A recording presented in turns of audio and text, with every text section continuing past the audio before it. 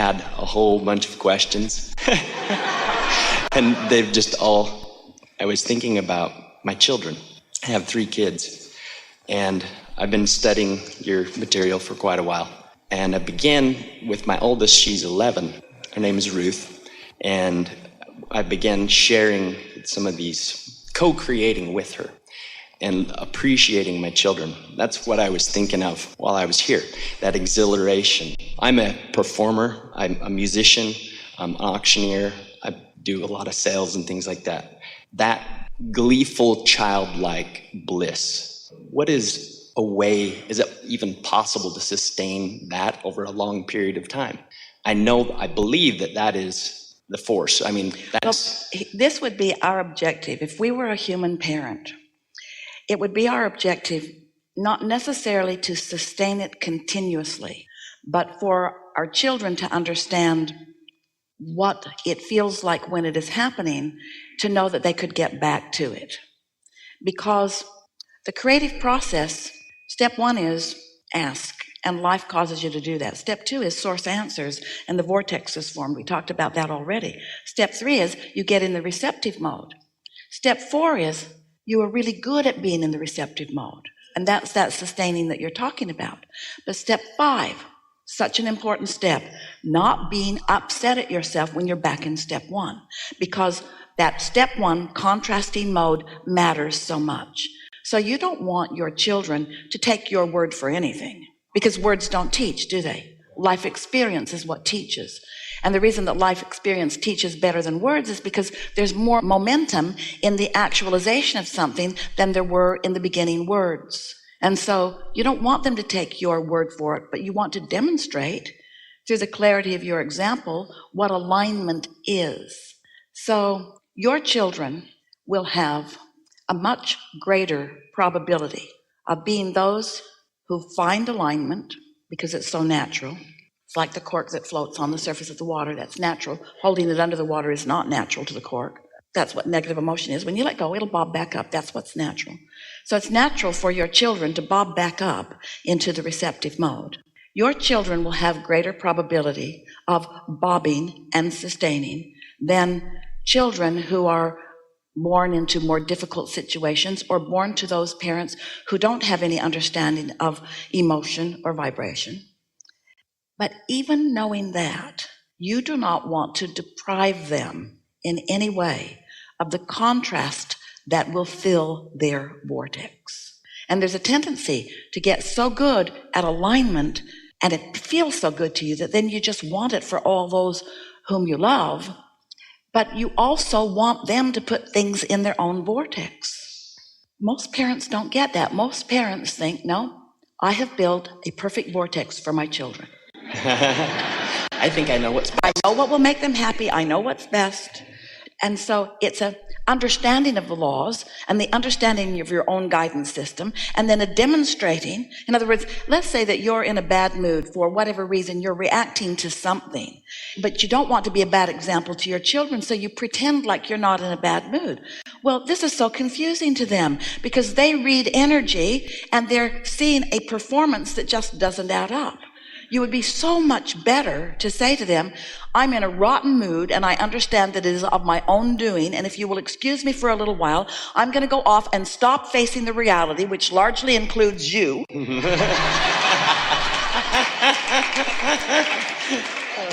And I'm going to think of some things that bring me back into my natural, buoyant, happy state, and then go away and do that. And when you return, be your authentic self. Be real in your happiness. No, they won't sustain it, but they'll understand it, and that's all that matters. So would it be correct to say then that as a parent, like the best example would be letting them see my joyful life, or maybe see going through some of those step 1 or step 5 moments, maintaining that joy? Yes, just let them witness you in alignment, not in alignment, and let them witness your conscious realization of which is which, and let them witness your determination to be in alignment, and let them witness you're not being very good at it sometimes, and let them witness seeing you better at it on some subjects than other, and let them witness you getting better at it on the subjects. Let them witness your freedom to choose. and let them witness the universe's response to your alignment. Let them witness the magic that seems to happen. It isn't magic, but let them witness seeing what it's like to see a very deliberate person receive the benefit of being in alignment in a consistent basis. One day, Esther and friends were visiting, and there were several generations of them, Esther and her daughter and their children and other parents with their children, and they were having a fun couple of days together. And they were playing, just playing, laughing and having fun. And sometimes in alignment and sometimes not. It was all real and it was so good, and everyone was getting higher and higher and higher in the experience of it. And then everyone went their separate ways, and Esther went off with her friend, and they were having lunch together. And Esther was talking about these children and how exhilarating it is to realize what they know, what they've learned from their parents at such an early age. And Esther was just milking the feeling of what that means as they move through life, and how much pleasure and joy and success, meaning joy, that each of them has. And Esther's friend looked at her across the table and said the most significant thing that anyone has ever said to Esther. She said, "Esther, that must be how our inner beings feel about us." Yes. And in that moment, the resonance of that truth just washed all over Esther. It was just compounded and compounded and compounded and compounded as Esther realized that everyone, all of us, Esther is thinking, have this vortex of source focused on us, rooting for us, believing in us, never disappointed in us, never mad at us, never giving up on us, never wondering why we're not doing better, but just holding the absolute knowledge of our utter and absolute success. And so when you bring that into a closer view, where your children can see it's demonstrated. In other words, now think about this. You're really going to like this. If you don't, it doesn't matter. We really, really like this. So what we were talking about earlier, about how you want to see it and hear it and smell it and taste it and touch it, rather than find the essence of it. But think about what we're talking about here. Your children, in this case, of you being tuned in, tapped in, turned on, and demonstrating alignment on a really regular basis. They not only have the essence of all of that for themselves to access anytime, they have a see it, hear it, smell it, taste it, touch it version of the same in you. How about that? Don't you love Beautiful. Being that for your children? Yes. So now we have a question for you. Is your step 1 demonstration as valuable to your children as your step 3 demonstration? Yes. Yes. Absolutely. When you're in step 1 and you know it, and you let them know, hey, I'm having a contrasting moment and this is good because it's really clarifying something that I want, and this is how things get into my vortex, and oh boy, do I like things in my vortex. And so I'm really appreciating this clarification because it's going to serve me so well. And then they get to watch you deliberately finding ways to line up with what you've put there. And then they get to witness the result of that. Then they understand hands in the clay creation. Then they're not thinking about luck or chance. Then they're not thinking about privilege. They're thinking about deliberate creation. They're thinking about how everyone is equal. They're thinking about how law of attraction is fair across the board.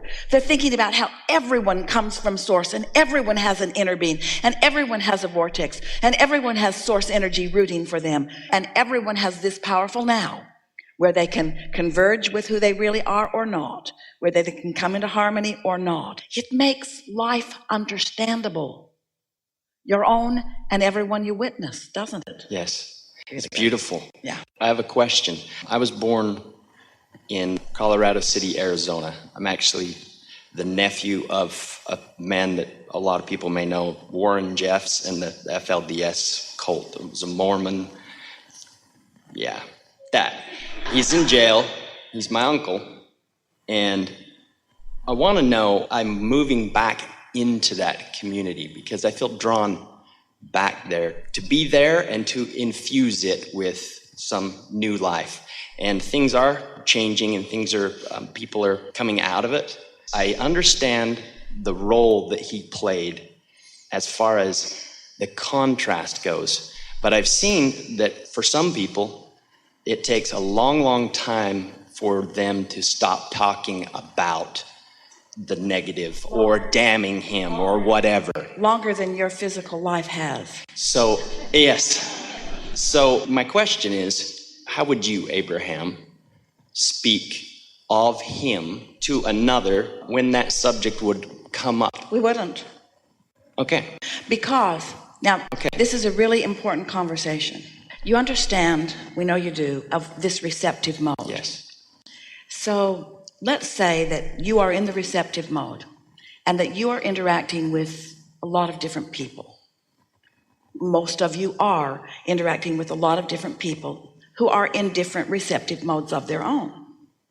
So let's say that you are tuned in, tapped in, turned on, and you are understanding source and life and creation, and you're wanting to communicate it to someone that you care about because you're related to them. But they're not where you are because they've been in protest, they've been in defense, they've been reacting, and so they're not anywhere near where you are. But you have this feeling that you'd like everyone to feel what you feel and know what you know, and so you want to tell them. And so you say what you know, but they hear what they hear.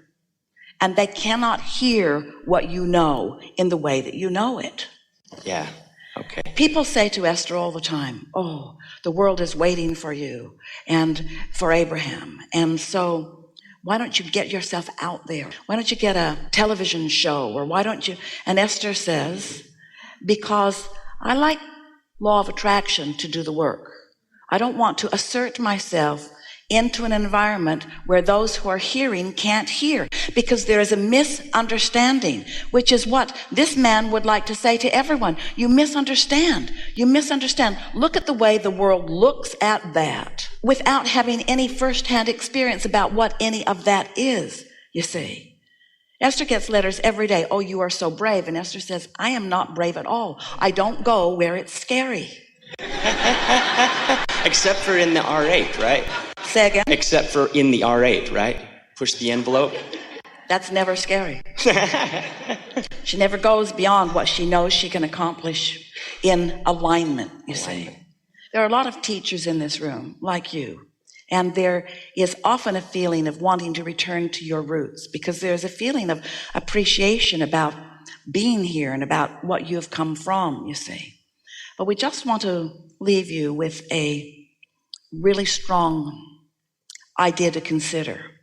And that is that once you get a hold of this understanding of how you create your own reality, sometimes you translate that personally to believe that that means that, therefore, I will go out where others are not in harmony, and I will bring them to harmony. And that's not what law of attraction is about. Sometimes the perfect harmony is you going one way and them going another. Right. Because you did not come united with others in the attitude that there's strength in numbers. In fact, usually there's not strength in numbers, there is weakness in numbers. Because when you think about what we've been talking about all day here today, that your power is in your alignment. And if there are two of you, you are less likely to be in alignment than if it is just you. And if there are three, even more likely. You see what we're getting at? So we're not encouraging you to do or not to do anything. We just want you to understand that what you are feeling is the call of your inner being to who you have become. And this is coming powerfully forward to us, to you, from ancestors that we can't even identify. Oh, your power is in your now, not in your past. And your power is in your now, not even in your future. Your power is in your now. And that power is in coming into alignment with who you are. And then what's in your vortex and what you really desire will come about. I love it.